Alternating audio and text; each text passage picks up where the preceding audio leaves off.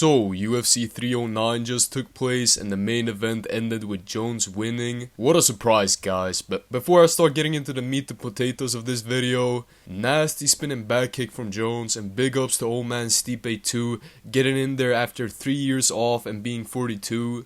Now that we got that out of the way, this fight was marketed as the two best heavyweights in the world fighting, and I don't know about you all, but I sure didn't watch the two best heavyweights go at it last night. The first round was very dominant for Jones. He tripped Stipe and rained down elbows on him for basically the entire round. But aside from that, Stipe had his moments in round 2 and 3, which is pretty embarrassing for Jones, cause Stipe looked very old. He was very plotty, he was very flat-footed and also very slow. And Jones didn't look too different either. He also looked slower than usual and flat-footed. And I remember watching it being like, Aspinall starches Stipe in the first round, and Ngannou starches him in the first round. Jones almost took him to the 4th. And I know finishing ability is not everything, but it's definitely something. And Jones would have real trouble with Aspinall. He's faster than him, he has a better boxer, he's more powerful, he has a jiu-jitsu background. And on the feet, Jones only has 2 advantages, and that is his kicks and his reach. And of course he has his wrestling as well. You know, he is a very good wrestler and a grappler. But if Stipe at 42 finds success with his boxing,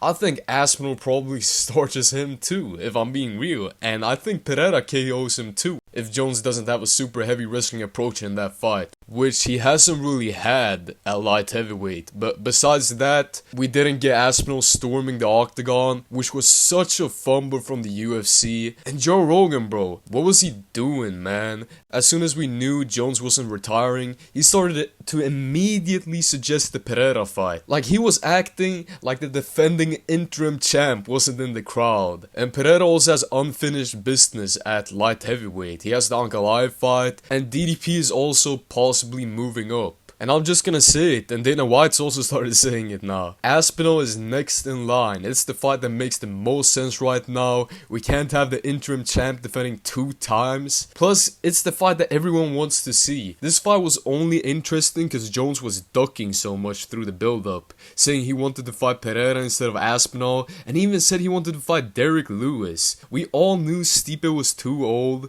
so the result wasn't really that surprising. The real champ is Aspinall. He's the best heavyweight in the world right now, and I think he finishes Jones, man. So I understand why Jones wants to fight Pereira so badly, because the guy has no grappling and is a very easy stylistical matchup for him. But that said, you know, great spinning back kick. I mean, what a great finish from him. It was very cool. But anyways, the card was pretty weird overall. It started off pretty entertaining, but then the fights became kind of boring. Although Oliveira won, so I'm kind of happy about that. But I think that's it for today, guys. Check out my last video, which was my reaction to Mike Tyson versus Jake Paul. Jones versus Stipe was the MMA equivalent of that. Nah, I'm joking. But anyways, thanks for watching, subscribe, and leave a like if you enjoyed the video. Do you think John Jones would beat Aspinall? Am I just an Aspinall glazer? Let me know your thoughts in the comments. Share this to a John Jones fan, and I'll see you all in the next one. Goodbye.